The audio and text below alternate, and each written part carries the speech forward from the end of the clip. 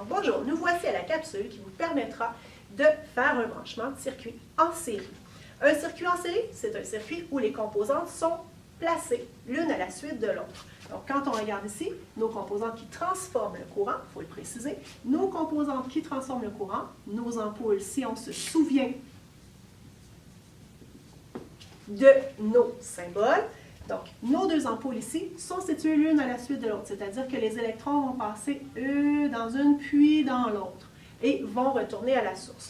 On se souviendra que la plus grande barre, c'est le plus de la source et la plus petite, c'est le moins. Alors, j'y vais, je branche avec vous. Je pars, comme d'habitude, de ma borne positive pour aller vers ma borne négative, mon sens conventionnel du courant. Alors, j'y vais avec vous. Je prends mon fil, je le branche à la borne positive de ma source qui joue le rôle d'alimentation. Mon fil qui fait la conduction, qui assure la conduction, est ajouté. La gaine de caoutchouc à laquelle je touche joue le rôle de l'isolation. J'ajoute au bout de ça, ici, je viens brancher mon interrupteur. Mon interrupteur qui est en ce moment à la position ouverte. Donc, je vais prendre pour cette démonstration-là un interrupteur à bouton poussoir pour vous montrer la situation qui est un petit peu différente, juste par l'illustration. J'ai installé mon interrupteur. Je lui ajoute un fil. Je branche mon fil ici comme ceci. Mon fil est ajouté. Au bout de ce fil, j'ai dessiné le symbole d'une ampoule. Alors, j'ajoute mon ampoule qui va jouer le rôle de transformation, la fonction de transformation. Au bout de cette ampoule-là, je dois ajouter un fil pour permettre aux électrons de circuler, la conduction. J'ajoute mon fil, j'ajoute ma deuxième ampoule qui est en série à la suite de ma première ampoule. Pour venir terminer ma boucle, donc je dois partir, installer un fil de ma deuxième ampoule vers ma borne négative. Je prends un dernier fil, je pars de ma borne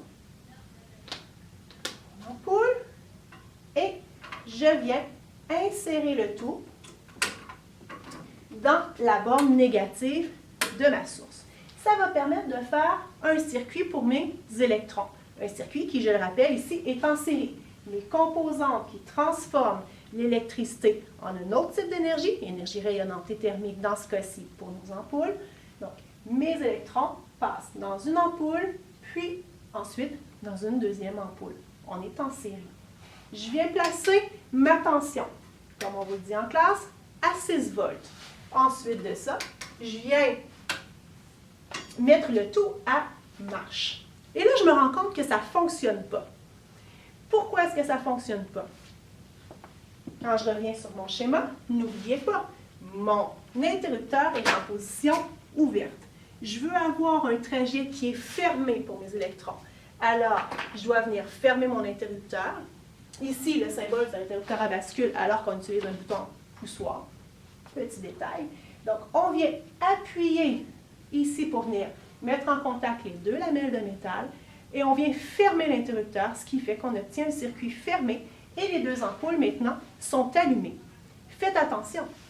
Lorsque j'ai un circuit en série, si une des deux composantes venait qu'à brûler, à être brisée à l'intérieur d'une ampoule, c'est un petit filament de tungstène qui est un petit filament métallique. Si ce petit filament-là brise, les électrons ne pourront pas sauter d'un côté à l'autre du fil qui est brisé.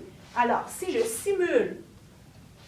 simule une ampoule qui brûle, les électrons qui arrivent ici ne pourront plus circuler. Ils sont bloqués. C'est comme une piste de course, puis que je mets un gros cratère. Les automobiles...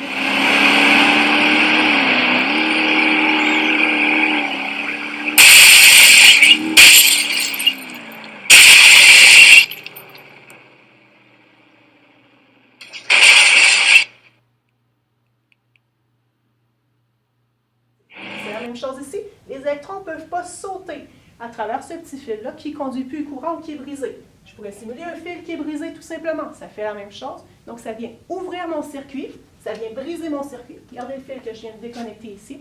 ça vient briser mon circuit et il n'est plus fermé. Et à ce moment-là, les deux ampoules, dans un circuit en série, viennent s'éteindre. Alors là-dessus, on vous proposera une prochaine capsule qui vous permettra de voir le deuxième type de branchement, les circuits en parallèle.